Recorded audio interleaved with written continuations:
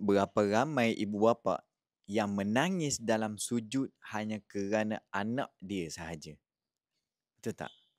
Kita boleh bagi anak rumah besar, pendidikan yang terbaik, tapi kalau Allah tak buka pintu rezeki, tak pelihara hati anak kita, semua tu tak akan bermakna. Setuju tak apa yang saya bagi tahu?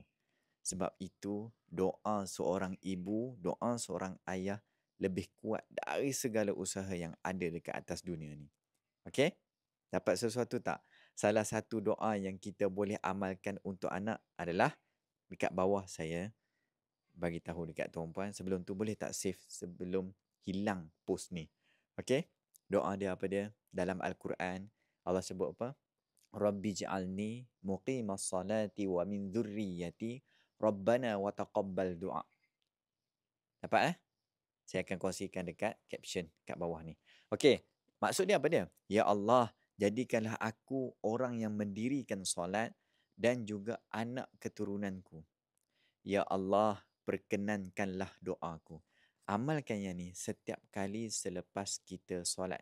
Jangan pernah hilang, jangan pernah lupa untuk amalkan. Dalam doa yang tadi tu saya ada kumpulkan juga 50 doa khusus dari ibu untuk anak dalam e-book terbaru saya. Saat ibu berdoa, pintu langit terbuka.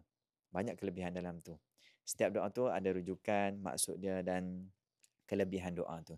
Doa yang boleh consider diamalkan supaya anak kita membesar dengan keberkatan.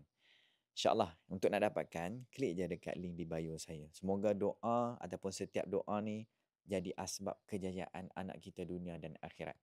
Ada 4. Satu, saat ibu berdoa tu ada 50 doa. Satu lagi, ada 100 doa untuk anak, khusus untuk anak. Dan amalan Sayyidul Istighfar dan juga zikir pagi dan zikir petang. Cepat dapatkan dekat link di bio sebab tengah promosi ataupun boleh dapatkan di bawah ni. Cepat. Alright? Sebelum tu, save untuk amalkan doa yang saya share tadi. Alright?